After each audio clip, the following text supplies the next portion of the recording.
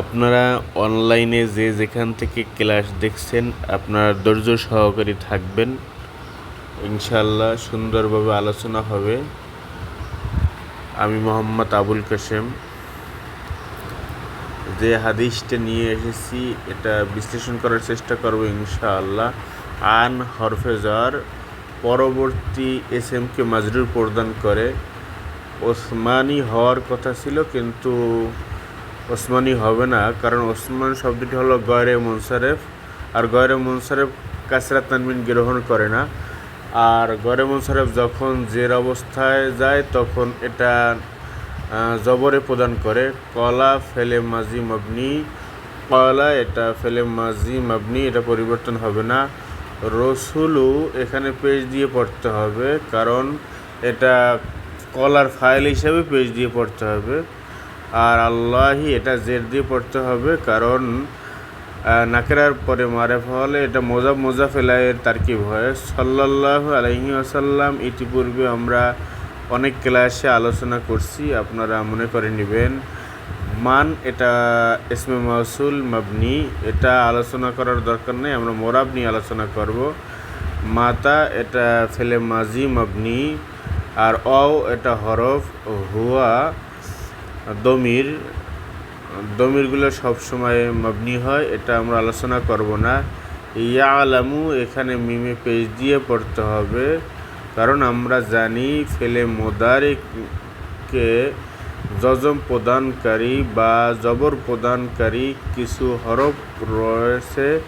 এই হরফগুলো যদি ফেলে মোদারের পূর্বে আসে তাইলে নসব অথবা দুম্ম বিশিষ্ট হয়, কিন্তু ওই সমস্ত হরফ এখানে নাই, তাই স্বাভাবিক অবস্থায় পেশ হয়েছে। আন্নাহু এটা আন্না হরফে মুসাব্বা বিল ফিল, আর লা এটা হয়েছে লাইন অফ জেন্স। ইলাহা আমরা জানি এসএমটা যদি নাকেরা হয় তাহলে জবরের উপরে মাবনি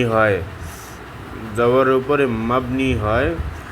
ইল্লা এটা আমরা ধরব হরফ, আর ইল্লার পূর্বে আমরা হাক্কুন একটা এসএম উজ্জু ধরব, আর হাক্কুনটা হবে লাইন অফি জেন্স এর খবরে লা, তো খবর লা হিসেবে এখানে পেশ হবে। তো এরপরে ইল্লাটা হবে হরফ, আর আল্লাহুটা হবে হাক্কুন যে উজ্জু এসএম ধরেছি এসএমের বদল হবে, তো বদল মোবাদ্দল মিনহুর যে এরাব হবে এখানে সেই এরাবই হবে, তাই আল্লাহু আমরা পেজ দিয়ে পড়ব, এটাই গ্রহণযোগ্য। দাখালাল জান্নাতা এটা দাখালা ফেলে মাজি মাবনি, এটা জবর দিয়ে পড়তে হবে। আর জান্নাতা এটা জবর দিয়ে পড়ব, কারণ এটা হলো দাখালার মাফুলে বিহি। রওয়াহু এটা ফেলে মাজি মাবনি, আর হু হলো জমির, আর এটা মাফুলে বিহি এবং মাবনি। মুসলিমুন আমরা জানি রওয়াহু ফেল এর ফাইল হলো মুসলিমুন, তাইলে ফাইল হিসাবে এখানে রফা হয়েছে।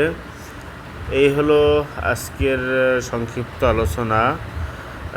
এখানে অর্থ হলো ওসমান রাদিয়াল্লাহু তাআলা আনহু হতে বর্ণিত, তিনি বলেন রাসূল পাক সাল্লাল্লাহু আলাইহি ওয়াসাল্লাম বলেছেন, যেই ব্যক্তি ইন্তেকাল করবে এই বিশ্বাস নিয়ে ইন্তেকাল করলো আল্লাহ ছাড়া কোনো সত্যিকার কোনো ইলাহ নেই, দাখাল আল জান্নাহ সেই ব্যক্তি জান্নাতে প্রবেশ করবে। রাহুল মুসলিম, হাদিসটি মুসলিম শরীফে বর্ণিত হয়েছে।